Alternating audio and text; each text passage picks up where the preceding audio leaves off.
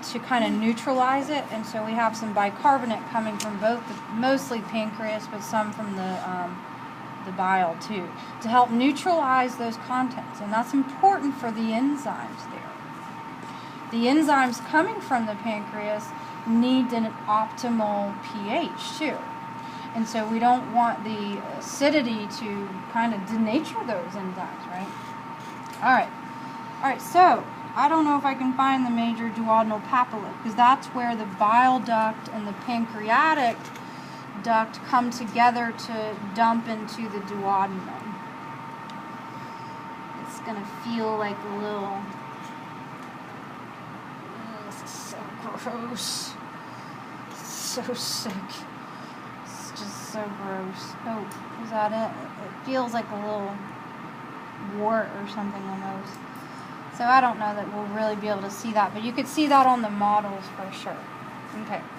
All right, so where were we? We saw esophagus. It's really easy to see it back here behind the trachea. We could find it there if we really want. It's running back through there, behind there. Okay. All right, great. Now this, okay, so the stomach, there is food in here. I can feel it. So there are some parts to the stomach that you should know, and you could see that on the cat too. So here is the esophageal gastric junction. So we have the transition of stratified squamous to what is the next kind of epithelial tissue that you'll find in the stomach? Simple columnar. Because simple columnar is throughout the rest of the GI tract. Okay, this is the stomach. Do you remember what you can call this part that's near the heart? The cardia. The cardia. And there's actually a cardiac sphincter there. Okay, so we have sphincters on either end of the stomach to help with just regulation of passage, and you have different reflexes that going on, and all that kind of stuff. But sphincters to help regulate the passageway of food. Let's keep it at that.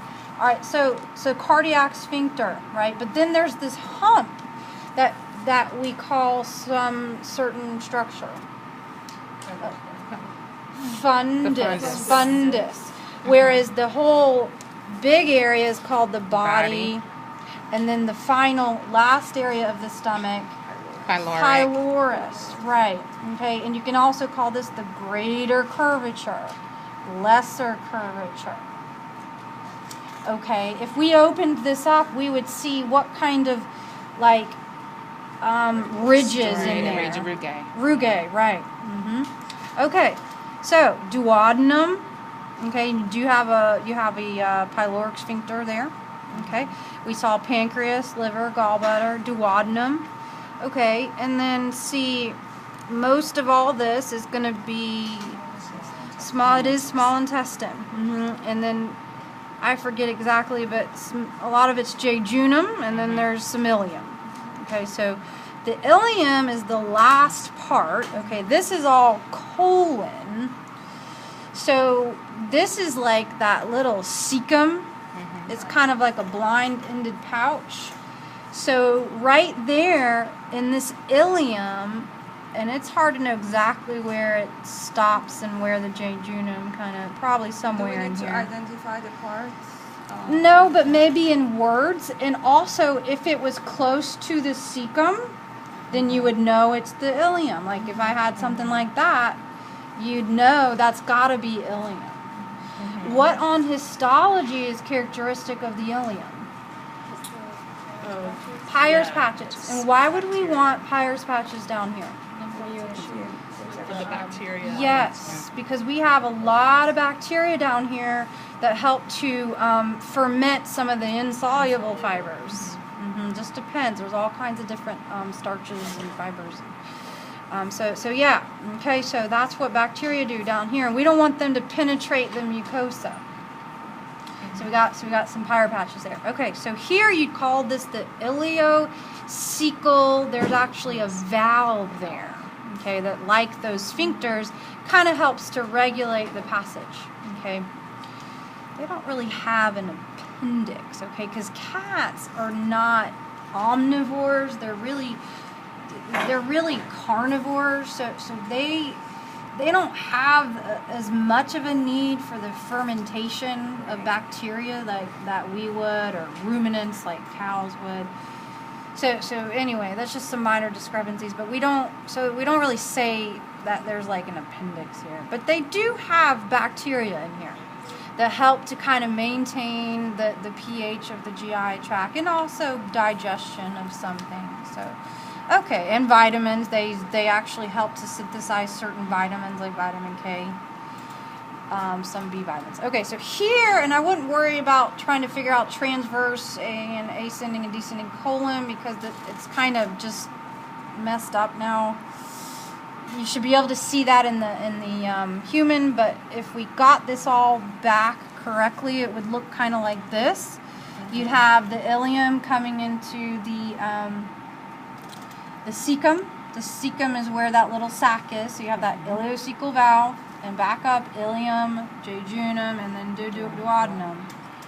But here we'd call this the very short thing in a cat, okay, the ascending colon, transverse, descending, and then sigmoid flexure. You know, that's tricky, but definitely know those parts in the human. So with the cat, I would just focus on overall basic GI anatomy and knowing some basic functions. And rectum, okay? So that's it on GI. Now, let's look at renal. Okay, so we have kidneys, one on each side. There's the spleen on the left. The liver tends to be kind of upper right abdominal quadrant, just FYI. And stomach, by the way, should be more towards the left. Okay, but then the duodenum comes off towards the right. Okay, now if we look in here, this is a female. Okay, so hopefully we have some ovaries. Dude, this is I know. so I was gross. trying, and it was so nasty that I was like, okay, I'm gonna wait for her and see if she can find things. I think I'm gonna like pass out. It's so gross. Okay, these are ovaries.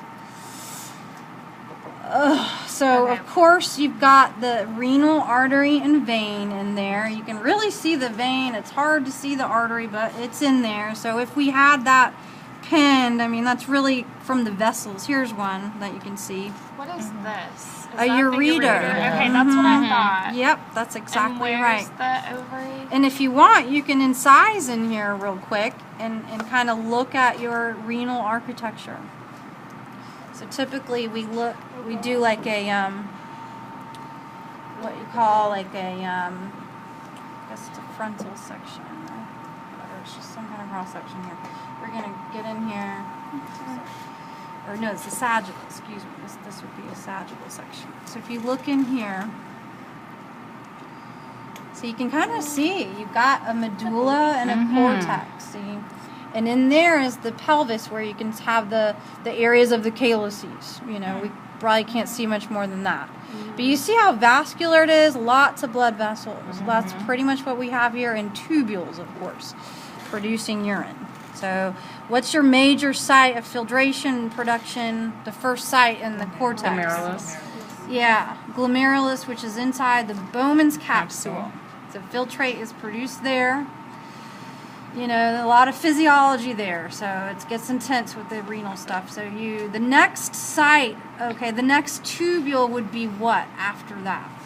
The proximal. Proximal convoluted tubule. What's so important about the proximal convoluted tubule? Most of the reabsorption occurs. Most reabsorption is going to occur. And of what? Like, what are we talking about? Yeah, nutrients. Glucose, amino acids, vitamins. ions, maybe vitamins. We shouldn't be having to reabsorb any cells or proteins, though. Those should not have even left the blood. Okay, so it's about 60% that's going to get reabsorbed there. What time is it so I don't get too hyper-focused on physiology? Let's keep moving. Sorry, I get go crazy, but it's like it's all important, you know.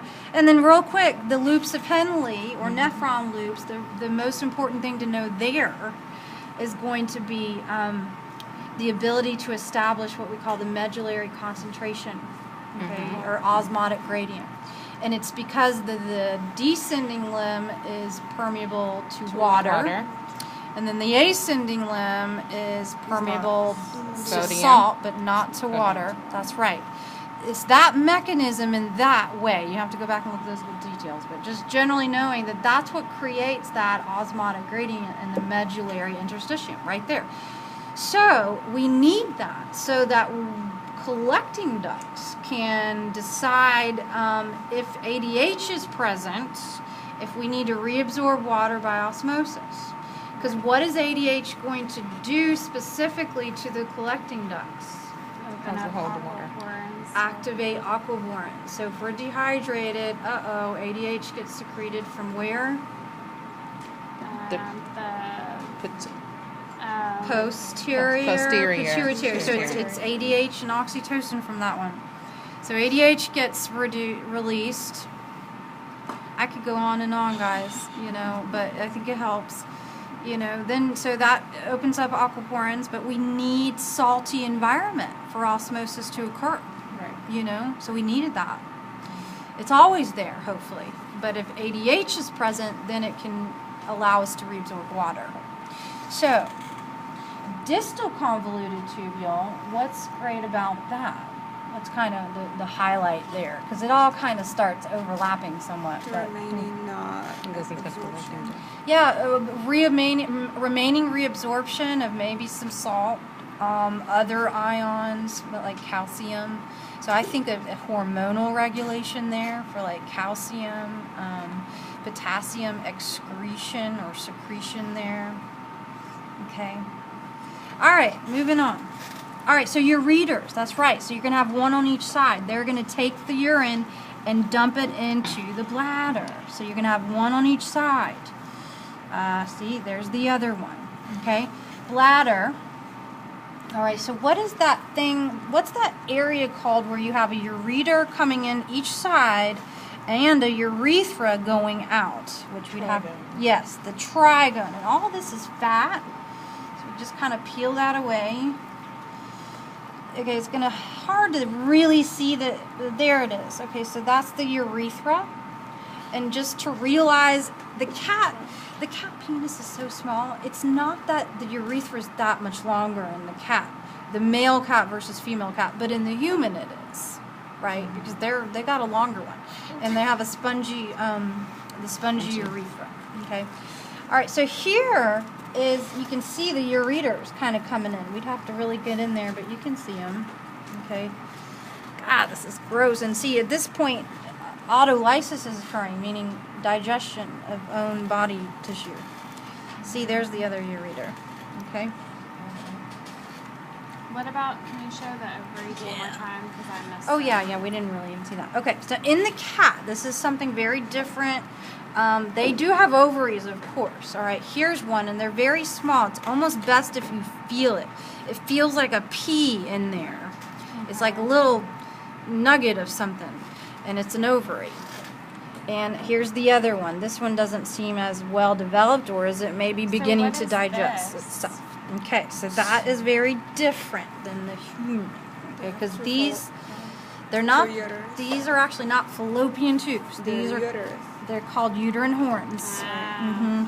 This is the body of the cat uterus. Now, in the human, it's the body of the uterus where the baby will implant, or the embryo. Then the blastocytes, or whatever, the blastula. Okay, but in the canine and feline, and a lot of mammals, actually, other mammals, they have extensions of the uterus. These are not fallopian tubes. The fallopian tubes are teeny tiny in the cat. These are where babies implant. And so you have multiple embryos, and that's the evolutionary adaptation, is to produce lots of offspring. Okay, and they can have different daddies. They each have their own little placental in there. Different daddies? Yes. Not as common in a cat, but is possible, but more common in dogs. Yeah. Wow. So, a female dog is a bitch. And I'm not kidding. That's what they're called, literally. They roam around, and that's where the names come from. They roam around and just get knocked up by multiple males. So, Professor, so it's primates, or is it just? I'm guessing it's primates that have the children in the